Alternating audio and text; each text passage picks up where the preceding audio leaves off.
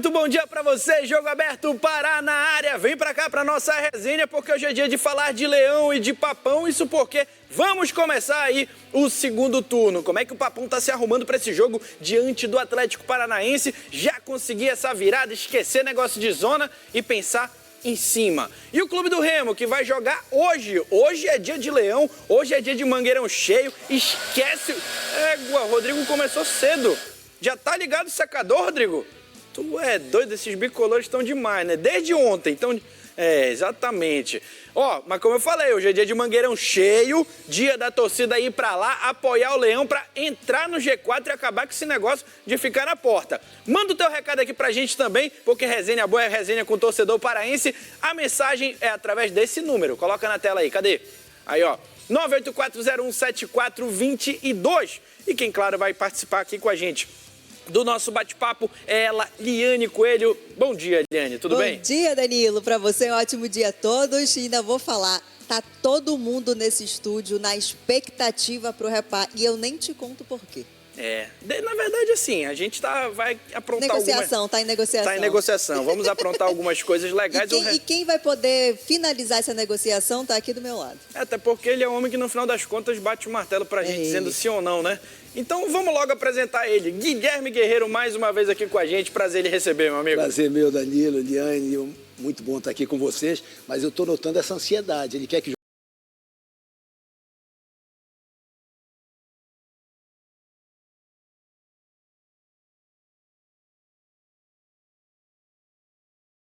Não, calma, eu vou explicar um negócio aqui.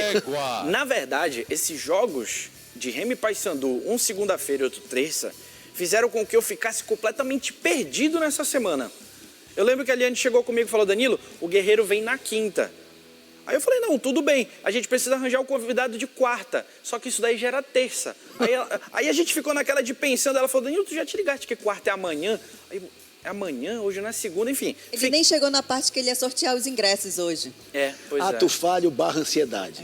Exatamente. Tudo junto e misturado. Perdidaço, mas é isso. Dia de lotar o Mangueirão é amanhã, tá, torcedor azulino? Não vão hoje, por favor, tá? Porque senão vai estar tudo fechado. Hoje, a gente vai começar falando de Paysandu e mais especificamente do setor defensivo do Papão, que tá cheio de opção lá pro Claudinei Oliveira. E quem falou com a gente foi uma dessas opções, o Maurício Antônio. Vamos ouvir. Eles são jogadores de qualidade e também são muitos atletas na mesma posição. O clube trouxe vários jogadores para a zaga e cabe a nós disputar essa posição todos os dias nos treinos e quem tiver a oportunidade de jogar, entrar jogando ou no decorrer da partida é honrar a camisa do Paysandu e também mostrar sua qualidade, né? Maurício foi um dos últimos a chegar, né? Veio aí com o status de quem já jogou no Curitiba, foi capitão por lá também. Ele quem ocupou o lugar do Novilho, né? Que estava suspenso, o Novilho volta. E aí, agora o Claudinei tem todo mundo à disposição. E aí, Liane, eu jogo aqui para ti já de cara. O Paysandu, que antigamente jogava com o que tinha, hoje tem opções de sobra para o Claudinei. Aliás, essa briga interna, ela começa a ser característica dessa chegada do Claudinei, porque até então só tinha pelo lado direito, ou era Brian, Edilson ou Brian, ficava nesse revezamento. Agora, além de ter o lado direito com o Luan Freitas também jogando por lá algumas vezes já com o Claudinei, tem no setor defensivo quando a gente fala de zaga e tem no gol também. Matheus Nogueira ficou um bom tempo sem ter uma sombra na temporada. Agora chega o Gabriel Mesquita. Então, o Paysandu que até então não tinha essa disputa interna ali por posições, agora começa a ter. Agora, Guerra, a gente analisando, na verdade, esse setor defensivo do Paysandu, eu acho que é um dos pontos que traz mérito e assinatura do Claudinei como essa virada de chave. É um Paysandu que tem uma consistência defensiva e que faz com que até dê uma tranquilidade para o pessoal lá da frente resolver. E a gente ouve sempre essa fala do treinador, né? Todo treinador que chega no time que está combalido, que está com dificuldade, ele primeiro vai arrumar a cozinha, né? É uma expressão muito usada pelo treinador. Na hora que ele consegue definir o sistema defensivo, ter uma postura defensiva confiável, consistente, a partir daí ele consegue melhorar a equipe do meio para frente.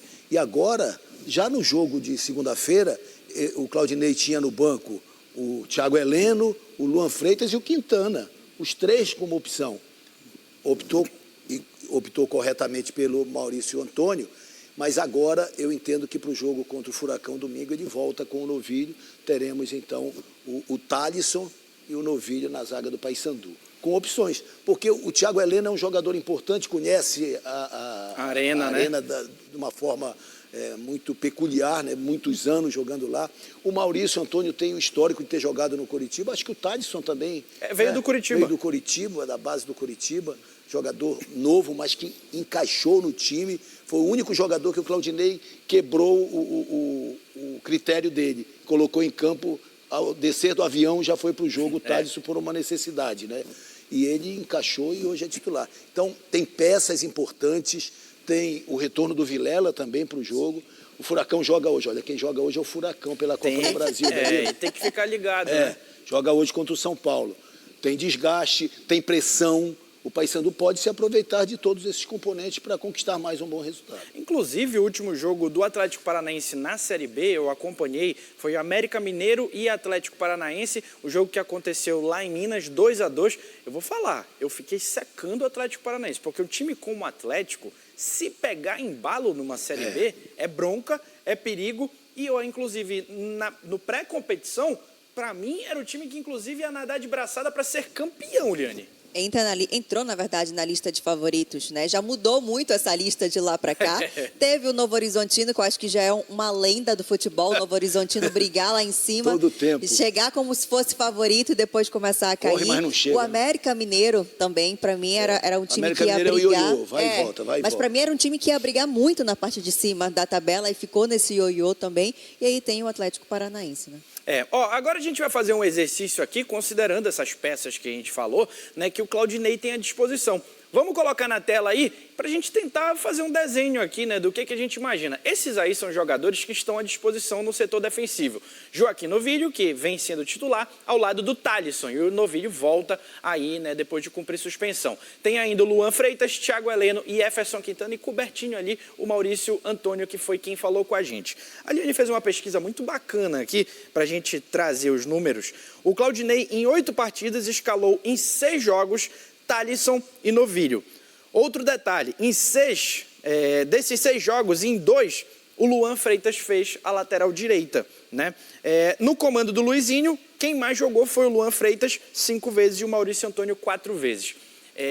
Aí eu vou fazer o exercício aqui. Se nós ganhássemos o salário do Claudinei, vamos tentar trabalhar com a nossa cabeça além da cabeça dele. Qual seria o nosso setor defensivo? Eu vou antecipar a minha, tá? Eu acredito, tá, que pela fase dos 2 laterais direitos, eu voltaria com o Luan ali na direita. Tanto o Brian quanto o Edilson não estão indo bem, nem defensivamente, nem compensando ofensivamente, tá? Manteria o Thalisson e aí o Novilho, apesar de ser um cara alto, tem alguns gols com algumas falhas dele ali de leitura. E até pela qualidade com a bola no pé, eu gosto do Maurício Antônio. E aí na esquerda, naturalmente, manteria ali o Jefferson. Então, esse seria a minha primeira linha. E aí, Liane, você que gosta de um setor defensivo compacto. Vamos lá, Liane. Ainda tem um outro detalhe. Com o Luizinho, também tinha o Ramon Martínez atuando como zagueiro. Verdade. Agora ele está jogando mais avançado, né? Mas era uma opção também defensiva. E vamos colocar aí, já atuou desta forma, então ainda iria acrescentar, né, nesta lista. O que me chama a atenção é que o Claudinei, ele já atuou nesse sistema de ter os 3 zagueiros, né? Eu não sou contra. Trazendo, inclusive, isso que o Danilo falou dessa fase ruim do Brian e do Edilson, para mim, eu não descartaria, mas eu iria manter essa sequência do Thalisson com o Novilho. Para mim, opção de modificação direta, o Maurício Antônio. Para mim, é o zagueiro que eu acho que ele tendo uma sequência mais, com essa característica dele de avançar, de ter uma construção mais longa, ele pode brigar por essa titularidade. Eu vou pensar aqui com a minha cabeça e em termos de estratégia para o jogo. Usando aqui a cabeça, tentando usar o pensamento do Claudinei. O Paysandu pode aparecer para o jogo com 3 zagueiros. É possível. Ele perdeu o Marlon. Sim. O Marlon está suspenso. Ele pode soltar mais os alas, e aí é Edilson e Heverson, no meu entendimento é mais Edilson e Heverson, e ter um terceiro zagueiro. Formar uma linha de 3, até com o Luan Freitas. Não seria o que eu coloquei de ter um Luan Freitas de lateral direito. Mas ele poderia ser o zagueiro interior direito, fazendo a dupla função. Poderia também ter o Thiago Heleno. Aí é que está. Peças, ele tem muitas. Sim. Mas ele tem sido muito coerente, o Claudinei, na formatação da equipe, no respeito ao condicionamento de cada atleta. Ele usou o Thiago Heleno no jogo contra a Ferroviária, salvo engano. Isso. Naquele dilúvio. No decorrer da partida. No decorrer da partida. E o Thiago foi bem naquele jogo. E já tem um mês que ele jogou. Então são opções. Mas é possível, pelo menos no meu olhar, você montar uma linha de 3 com essa variação e com a amplitude dos laterais. Agora, até porque tem um contexto, né, desse jogo contra o Atlético Paranaense que sempre acaba entrando no debate, que é a questão do tapetinho. Sim. A história do society que faz o jogo ficar muito mais rápido, muito mais movimentado, e um Atlético que ele é muito ambientado com aquele cenário, Liane. E outro detalhe também, eu acho que está muito claro em todo esse debate que a gente trouxe aqui, que o Quintana ele perdeu espaço. Perdeu. Né? A gente nem lembra, né? Ninguém citou, eu só citei que ele estava no banco. A gente citou o Thiago Heleno, que atuou um jogo, né, e nem foi jogo completo, mas o Quintana, ele nem entra na lista. Perdeu muito espaço. E o Quintana, que atuou muito com o Luizinho também em outras temporadas, já foi titular absoluto. Isso, já foi chamado de xerife, né? E eu acho que está muito claro que essa vaga do Quintana, ela foi descendo. Mas olha, o Danilo falou no tapetinho, que é sempre uma preocupação mesmo, porque a bola corre mais. O Danilo, que é um expert em tapetinho, ele sabe disso. A bola tem mais velocidade. Quica mais. Tem uma série de coisas. E o Paysandu não vai treinar em nenhum momento em tapetinho. Porque ele não tem tapetinho para treinar. Eu não entendo, Guerreiro. O Remo teve dificuldade contra o Atlético Paranaense, teve dificuldade contra a Chapecoense. E a gente tem um Seju aqui, que tem essa característica. Aí no Remo, porque a gente vai molhar a grama no Baianão para o jogo ficar mais rápido, mas a quicada é diferente, a velocidade. Então, o Seju, ele ali é de administração, né, ali de federação, sabe, do pessoal do Mangueirão, que são muito parceiros dos clubes, então por que não? E aí, dentro desse contexto que a minha visão, a gente pensou aqui no meio, a minha visão já começa, talvez, a reorganizar na minha cabeça com o Thiago Heleno, ali num esquema de 3 zagueiros e ele ali acostumado com isso. Deixa inclusive, puxar um gancho aqui por conta dessa característica de gramado. Eu já mudei de opinião no meio do debate. Essa característica de gramado, que a gente falou no jogo do Remo, inclusive, tem muito esses lançamentos mais longos, com essa dificuldade da troca de passe que é acelerada. Com esses cruzamentos mais longos, esses lançamentos lá na área, eu optaria justamente por manter esses 3 zagueiros para tentar interceptar. Porque aí você consegue deixar os teus alas mais livres, seja o Edilson ou o Brian. Para mim, o Edilson, porque o Brian, infelizmente, está numa situação muito abaixo em termos de desempenho, e deixaria estruturada esse trio defensivo justamente para lidar com essas bolas mais longas, tendo um novilho em relação à altura, para brigar no alto de fato, mas por conta dessa característica específica dessa jogada, por conta de gramado, eu optaria neste jogo em ter os 3 zagueiros para lidar com essas bolas mais longas, buscando sempre alguém nas costas da zaga. Garcês para fazer a velocidade e aquela bola aérea.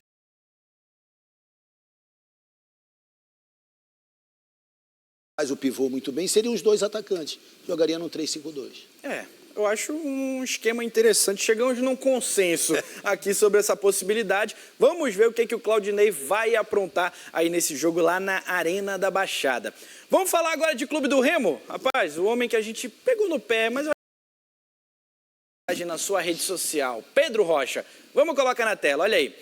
Cabeça erguida e foco mantido. Reconhecer o que foi feito de bom, corrigir e aprender com os erros. Essa é a mentalidade vencedora de quem nunca desiste. Seguimos juntos. Eu acho que o pensamento é muito esse, né?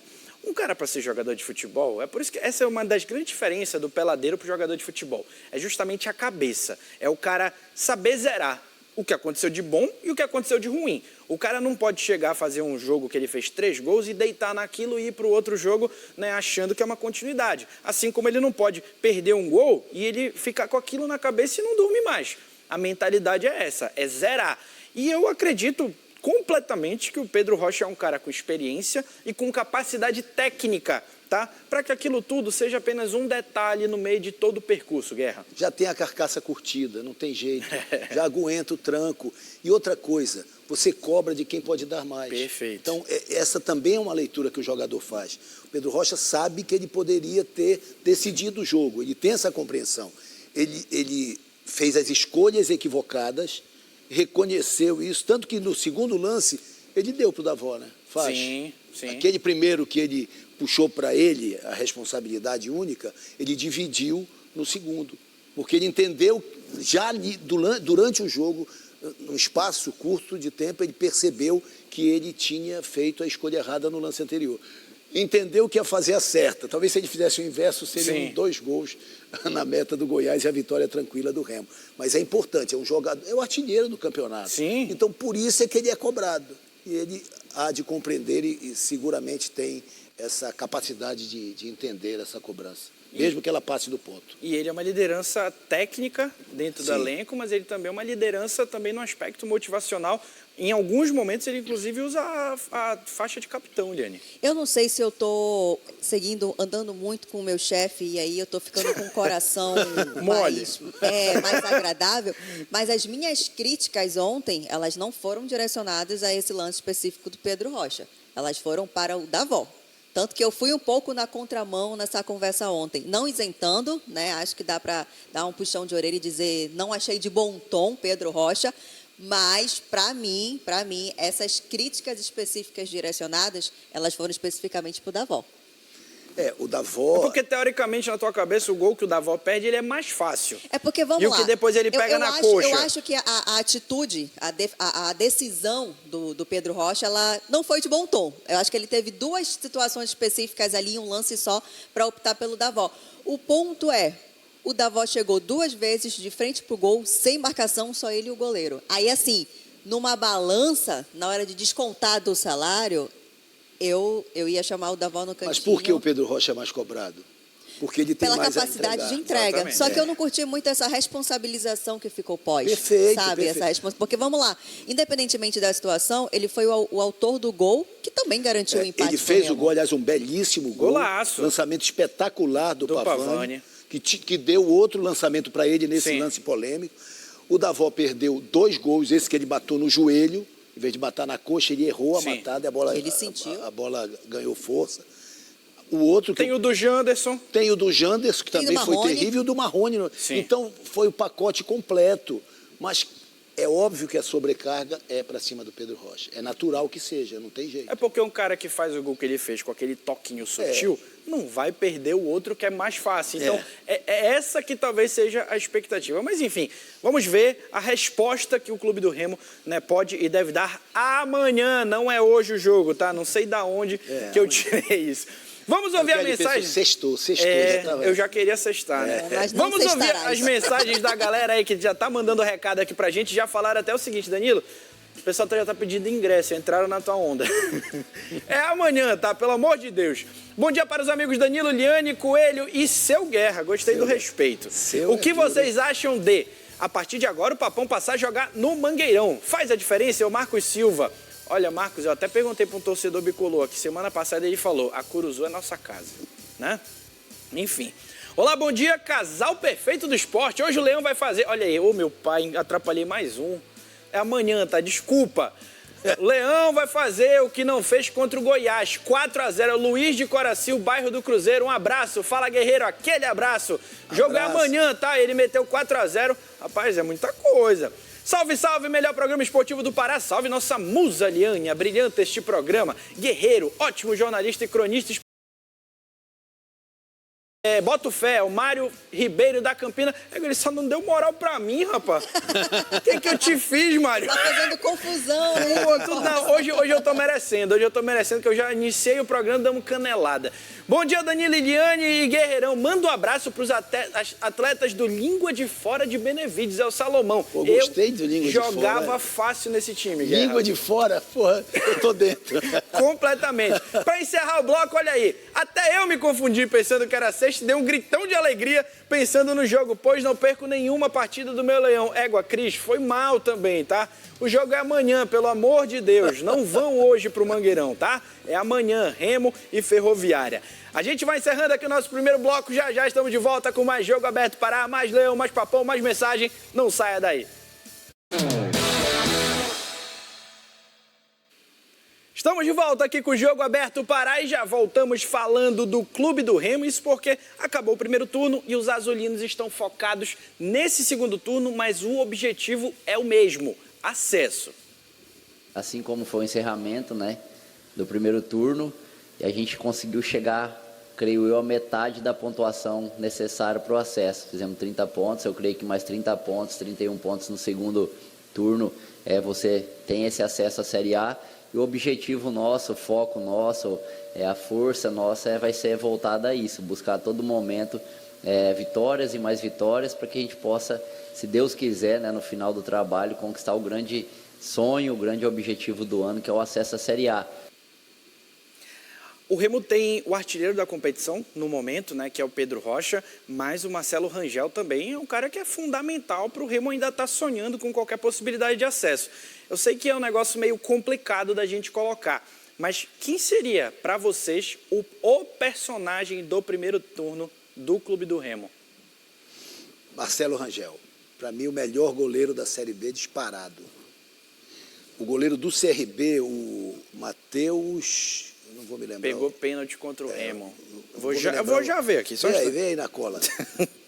Muito bom goleiro também. Mas o Marcelo Rangel, acima da média para mim, é o grande nome do primeiro turno, é o principal personagem do Remo. O Remo tem 30 pontos, conquistou isso com um trabalho conjunto, mas o Marcelo Rangel foi muito importante em vários jogos do Clube do Remo.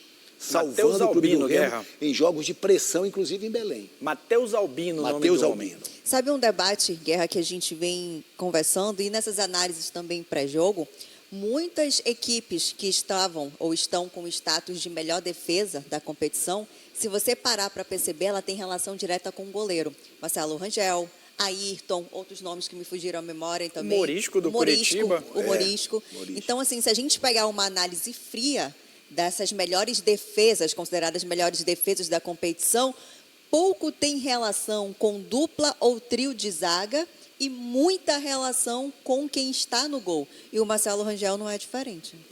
Tem sido muito importante para o Clube do Remo e ele é um jogador, o que me chama a atenção no Marcelo Rangel é que ele é um goleiro sereno, ele não é goleiro espalhafatoso, não.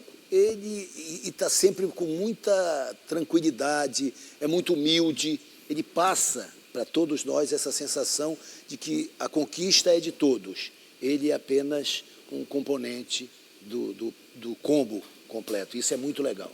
E chama a atenção essa questão, né, se a gente for fazer o histórico dele como um todo. Ele chega no Remo numa situação conturbada, né, numa transição ali de um ídolo, né, da saída do Vinícius. Dava para perceber que até a própria torcida tinha ali, não sei se o termo seria má vontade, né, mas a torcida não o aceitou, não o abraçou de cara. É porque a saída do Vinícius ela não foi conduzida da melhor forma, eu entendo assim, e acabou desgastando a chegada do Marcelo. O Vinícius já não seria mais goleiro do Remo, estava saindo, mas quem chegou tinha que carregar essa responsabilidade de estar tirando o ídolo do clube.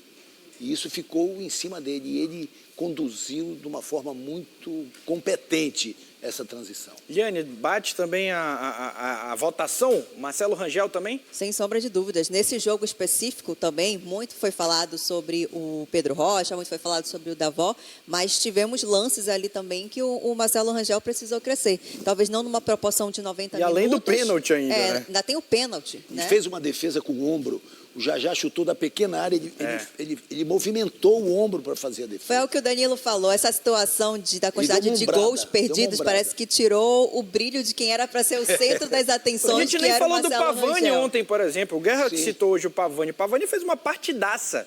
E nem era esperado que ele jogasse. E aí uma grande modificação do Antônio Oliveira. Sem dúvida. Que não colocou o Jadson. Então algumas coisas meio que ficaram debaixo da coberta, né, Liane? Não, todo mundo imaginava o Remo com o Alan Rodrigues na esquerda, os ajustes, mesmo Reinaldo fora do time, mas ninguém falou em qualquer prévia do jogo que o Pavani seria titular. Era o Jaderson. E surgiu o Pavani. E olha, só se houver uma mudança radical. O Pavani é titular amanhã. E ele tem participação no gol também, né? O Pavani, sim, ele que dá o passe no e o lance do gol perdido do Pedro Rocha. 2 lançamentos espetaculares. Exatamente, acaba tendo participação dele. Ó, a gente traz uma tela aí agora para você, torcedor azulino, já para ficar com aquela calculadora na mão. Como é que foi no ano passado? A galera que subiu fez qual pontuação? Coloca aí na tela para a gente entender. Olha só, o Santos foi o primeiro lugar e conseguiu o título também com 68 pontos. O Mirassol com 67 em segundo, Sport na terceira colocação com 66 e o Ceará com 64. É claro que isso varia de ano para ano, porque tem os enfrentamentos, tem uma série de fatores. O ponto é, o número mágico ali é de 66 pontos, não é isso, Guerreiro? Você que é o cara que é o bom da...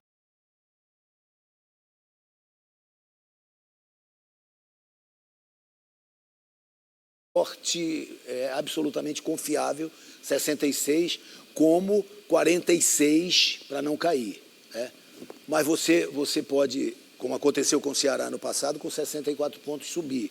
Você pode, com 44 pontos, não cair. Se garantir. Tudo pode funcionar assim. Então, o Remo precisa, em tese, se a gente for para a linha de corte do ano passado, o Remo vai precisar de 34 pontos. Sim. Minimamente 34 pontos. O detalhe é que o Novo Horizontino fez 64 e não subiu no ano passado. Então, é para a gente entender como o Remo é o time que mais empatou, é um problema. E o primeiro critério de desempate é o número de vitórias, então vamos ficar com essa margem, né? Com essa gordurinha aí de para mais e para menos. Exatamente. Ó, a gente vai falar agora do Paysandu. Vamos colocar a tela do Paysandu aí, que o pessoal do DOL fez uma reportagem falando justamente do Papão que está se aprontando aí para enfrentar o Atlético Paranaense. No primeiro bloco, a gente falou do aspecto defensivo do Paysandu, só que ofensivamente também vai ter que ter modificação. Isso porque o Marlon está suspenso com 3 cartões amarelos. Essa substituição, ela é óbvia? Porque quem vem entrando no lugar dele é o Vini, Eliane. Acredito que sim. Agora o que me chama a atenção é a lista, né? Tem a volta do Edinho, que ficou um bom tempo em recuperação, e nessa lista tem o Peterson também. Não sei se vocês lembram, a contratação do Peterson, que atuou em um jogo contra o Cuiabá, e foi naquela saída do Luizinho, né, a transição ali.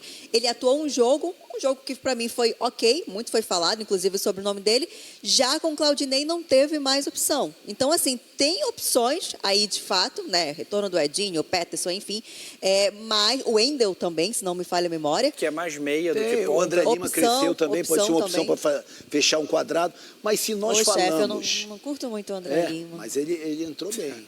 Ele entrou bem, eu gostei dele neste jogo. Sabe qual é a, entre aspas, implicância dela com o André Lima? A implicância é muito forte. Não, é por isso que eu botei entre aspas. É porque quando ele chegou, já falaram logo dizendo, olha, ele tem uma característica semelhante com a do Sandro Goiano. Aí, peraí, né? Tu já joga um piano na costa do cara que, pelo amor de Deus. Aí é complicado, né? Mas, olha, num esquema de 3 zagueiros e 5 homens, você pode ter Garcês e o Diogo lá na frente. Exatamente. Num formato de dupla e tu não precisar de um terceiro atacante. Se no primeiro bloco a gente fechou 3 zagueiros, é porque o terceiro zagueiro vai entrar no lugar do Marlon.